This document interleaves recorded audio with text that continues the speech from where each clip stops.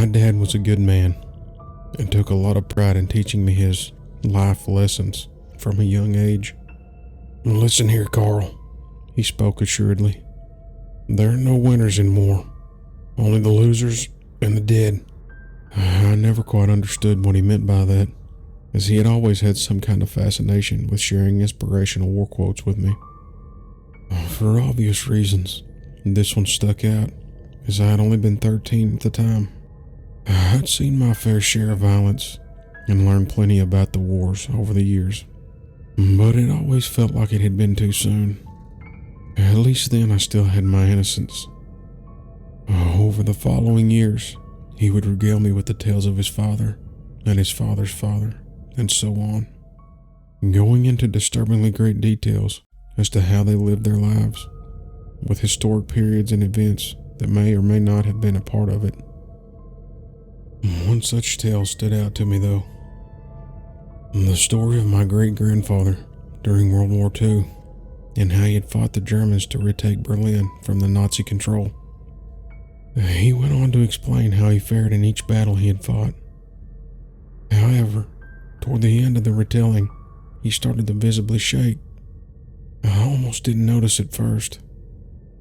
"Son," my dad went on, "what I'm about to tell you next, I have every bit of confidence you will not believe me, but I assure you, it's 100% true." This took me aback. The start of his story had been very normal, the generic wartime stuff.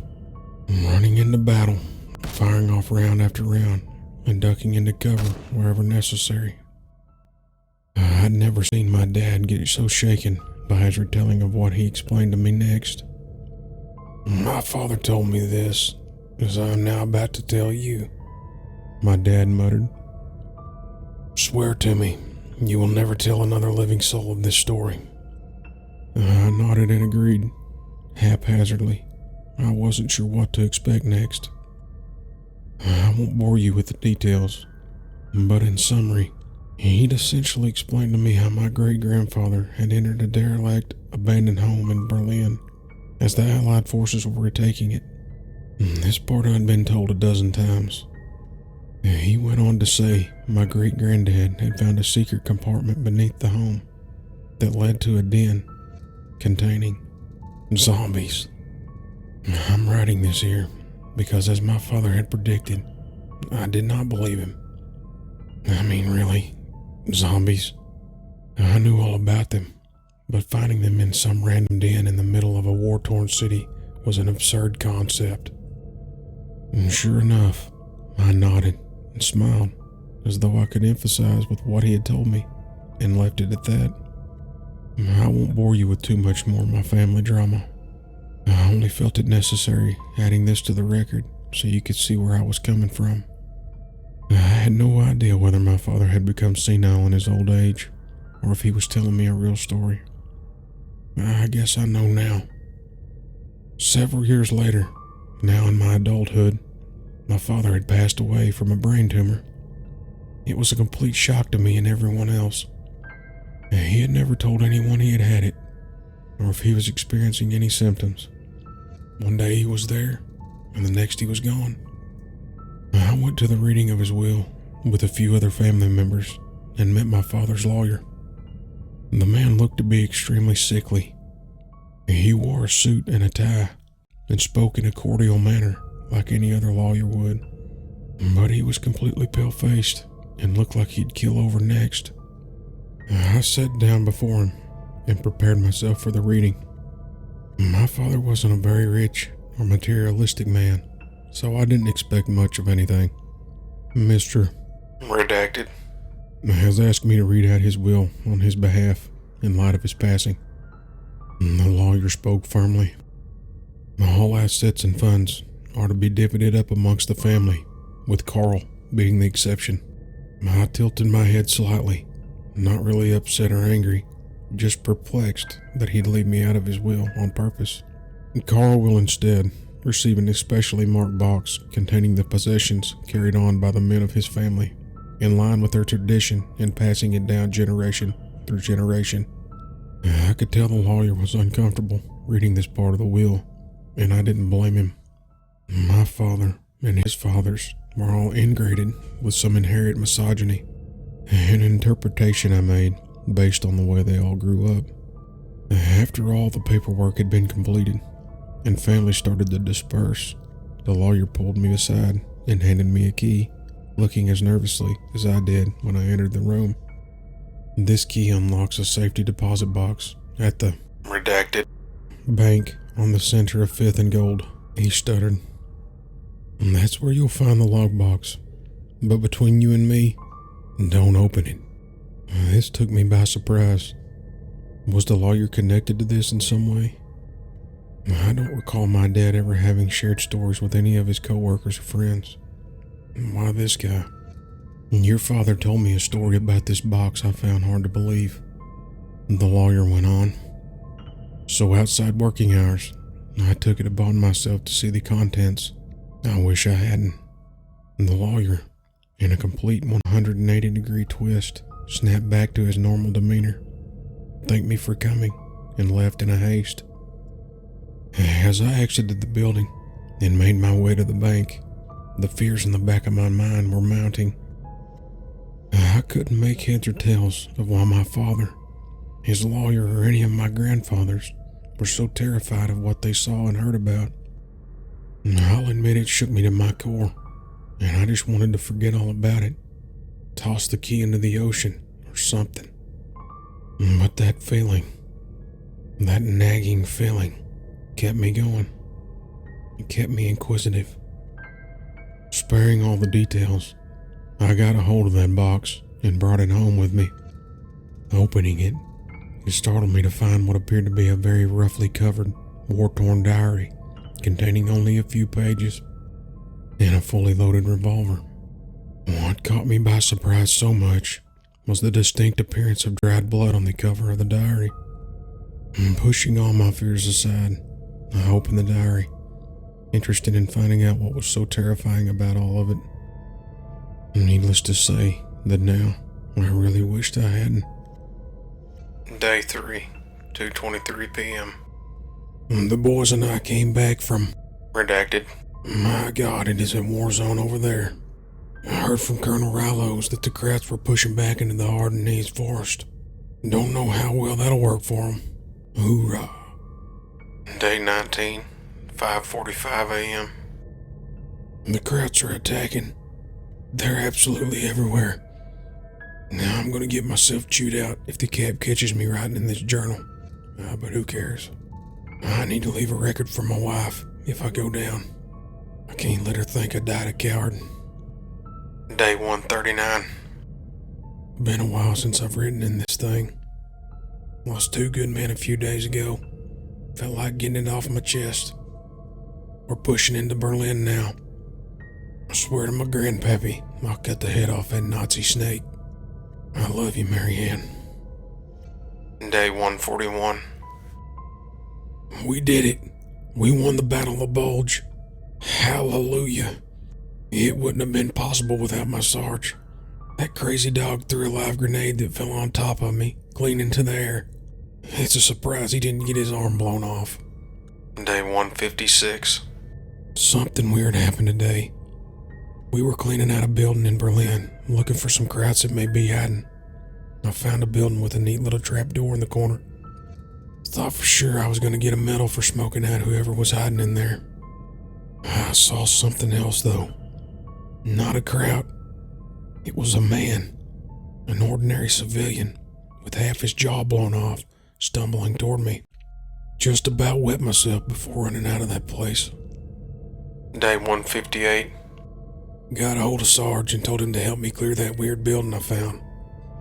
I don't know how to exactly word this, but we went in there, and nothing. The old shambler was missing all of a sudden. Who knows where he ended up. I almost got roasted over a fire for wasting his time. Still though, I know what I saw. Day 159. Sarge and the rest of the company's telling us to clear out, get ready to pack up and move back home to the States. The thought of seeing my Marianne again has got me in a real good mood. But I still can't shake the feeling that there's something else in that basement. I'm not a believer in them ghosts and whatnot, but there's gotta be some explanation for this. I'm gonna go back in tonight and see what I find. Day 160, 1:37 a.m. Good God above. What on earth was that? I gotta calm myself down. I need to make this a clear record. I went back in just a few minutes ago and saw not one, but 5 of those mutilated monsters down there. And I'd run to get Sarge, but I ain't gonna let them disappear on me again. I'm going back in with my revolver. If I don't make it, someone finds this. Tell Marianne how much I love her. Day 160, 2:30 through 3:30 a.m. One of those monsters bit me, I think. I gotta make it home. I can't die like this. The diary ends there. What remained were torn up pages in the front and loose pages in the back, hanging by a thread. What a strange story my great-granddaddy wrote up. And then again, my dad and his dad and so on have affirmed that he never returned from the war. He'd been declared missing by senior officers and pronounced dead a few months later by his family. Strange and coincidental as it may seem, maybe he'd just gotten hurt somehow and died in a place where no one could find him. It's certainly a lot more believable than a zombie outbreak. But then again, the whole concept of zombies was never really brought up until George Orwell's Night of the Living Dead back in 1968. So why would my father lie? Why would my great-grandfather lie? It's simply too much to come to grips with. I think I have to see it for myself. A couple months later, I took a vacation off from work and traveled to Germany and told my family I was going for vacation, so they didn't think anything of it. My first few days were nothing too eventful. Checking into my hotel, relaxing at the pool. And then the diary started nagging at me again, and I had to know for sure. I began the very, very long and arduous process of looking for buildings that were renovated or built upon foundations of older derelict buildings back from World War II. This may sound impossible, but my grandfather left a lot of context clues in his diary about locations and sites. I won't lie, despite what information I had going on, it was incredibly difficult. But eventually, I had found it. Perhaps at the time I felt lucky, maybe even curious. Now I really can't stress enough. This was the worst mistake of my life, and I fear even all of humanity. It was at the side of the redacted building in the central square of redacted that I found my mark. Naturally, it had looked nothing like the building that my grandfather had described in his diary, but this was to be expected. I walked inside and looked around. At the time, it had only been occupied by a few people. I hadn't seen staff or anything else nearby me, so I did a bit of snooping. Eventually, I had come to the side of a service hatch in the middle of a storage room. I wasn't sure if it would lead anywhere. At that time, I had thought it was a dead end that led into the sewer or something. Instead, to my charge, upon entering the hatch, I found what looked to be an old basement. It didn't seem to fit the description of the basement my grandfather had found, but I pressed onwards anyway, looking for any connections I could find. I didn't find anything visually at first, but as I stepped back toward the ladder in defeat, I heard it. Moans coming from the walls in the back corner. I turned my head back, both bewildered and unquestionably terrified of what I was hearing. I wanted to believe in my mind I had just heard pipes groaning or floorboards creaking. "Hello?" I cried out. No response. In what was to be the worst decision I had ever made, I foolishly decided to investigate the noise I had heard. I made my way back to the corner and pressed my ear against the wall to listen to the sounds again. All I could hear at first was small scratching noises. Then, all of a sudden, out of nowhere, I was jolted back by a loud thump on the wall. I fell back on the ground, staring back up towards the wall, now thumping loudly as if someone was trying to break out of it. Trying to catch my breath, I picked myself up and tried to make my way back to the exit. I say tried, because after I took my first step, I froze. I couldn't move my body. I don't know if it was the abundance of adrenaline or if I was paralyzed in fear. I suppose it doesn't matter now. The loud thumping continued until I heard cracking against the wall, and suddenly a loud crash as pieces of wood, foundation, and debris were scattered all over the room. Still standing, paralyzed, I stared in absolute horror through the opening of the wall. What I saw made me realize, in that moment, my father wasn't crazy. Exactly as my great-grandfather had described, there stood a roughly 6-foot-tall humanoid with extremely emaciated, discolored skin, giving off a foul odor that I'm honestly surprised didn't knock me out on the spot. Hello? The creature, which I doubted had the ability to see, immediately started whipping its head around, back and forth, scanning for the noise it had just heard. Now, slightly gaining some of my movement, I slowly edged myself backwards toward the ladder at the exit. A few more steps, and I was once again frozen in fear. To my complete shock, I witnessed as another figure, cloaked in the shadows of the dimly lit room, shambled its way towards me, scanning around for the noise as the other ones had. Only, to my dismay, this creature bore a striking resemblance to my great-grandfather. He looked almost exactly the same as he had in his pictures, with the exception being that the entire lower half of his jaw was missing. Using every fiber of my body, trying not to cry out or scream, I continued etching my way backwards. I felt the rough, gravelly texture of the floor bumping along the soles of my feet as I pushed on, and as suddenly as I had started moving again, I tripped on the floor, falling backwards onto the ground again. The two corpses heard it and shambled their way towards me.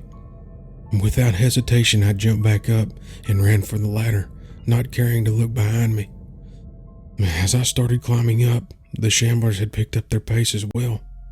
My great-grandfather had grabbed my leg as I climbed and had taken a sizable chunk out of it. Screaming from the horror and now the wincing pain in my leg, I kicked him off me, threw myself back up the open hatch, and closed it shut. I now write this, laying on the ground of the storage room with my body pressed against the manhole cover. I'm in complete agony, but more than that, I feel that something isn't right. Something inside of me's changing, and I don't know what I should do. I still have my great-granddaddy's revolver with me, but I'm too scared to use it on myself. Would there even be a cure? If anyone is reading this, I'm probably dead. I don't know if I'll turn like them or kill myself yet. I'm not exactly in a secure room, so God forbid I do turn. I may end up breaking out of here and biting someone else. I still can't believe this is happening. I'm so sorry, Dad. I should have believed you.